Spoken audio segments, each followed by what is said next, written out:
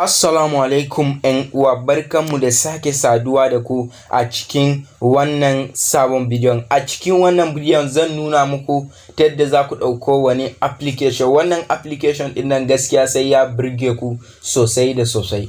Wannan application ɗin nan zai baka dama ka sarrafi wayanka da muryanka.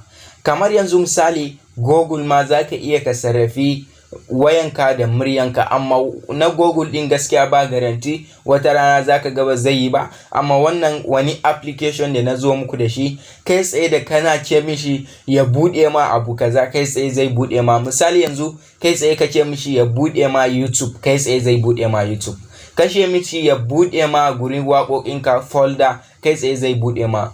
To ƴan uwa, kafin na nuna muku ta yadda za ku ɗauko shi da ta yadda za ku seta shi, idan kai sabon zuwa ne a wannan channel ɗina mai albarka, da ka taimaka ka taɓa mu wannan alaman ta subscribe ɗin nan. Bayan ka taɓa shi, da ka taimaka ka zo ka kai shi all ɗin nan. To da zaran ka yi haka, da zaran na saki sabon bidiyo kawai za a dinga sanar da kai. Wannan bidiyon ɗin da ina gabatar muku yanzu, idan ya burge ku, da ku taimaka ku taɓa mar wannan alaman ta like ɗin nan, domin yana bani ƙarfin gwiwa in dinga sakar muku bidiyoyi.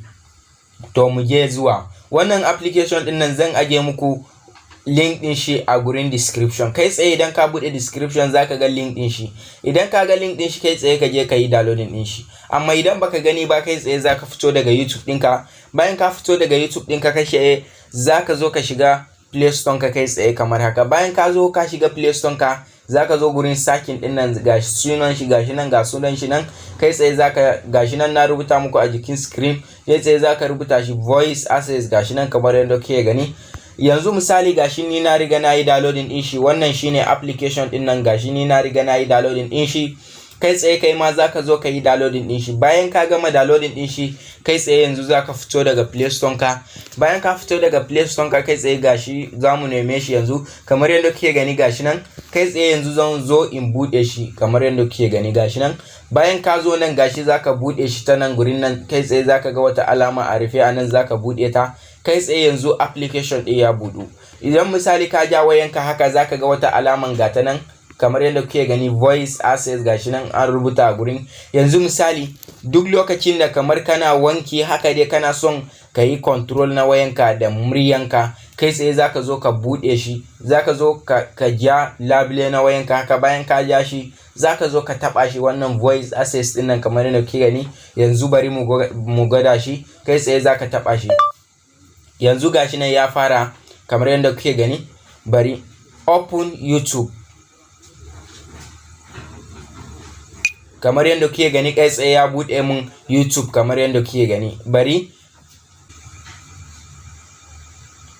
go home. Kamar yadda kuke gani, ina gaya mishi go home, gashi ya fita. Bari in gwada shi open WhatsApp. Kamar yadda kuke gani, kai tsaye gashi ya bude mu WhatsApp ina. Go home. Bari ku gani open file manager. Open file manager. Kamar yadda kuke gani, gashi kai tsaye ya bude min file manager ina na waya na. Yanzu ina ce mishi ka koma baya, go home.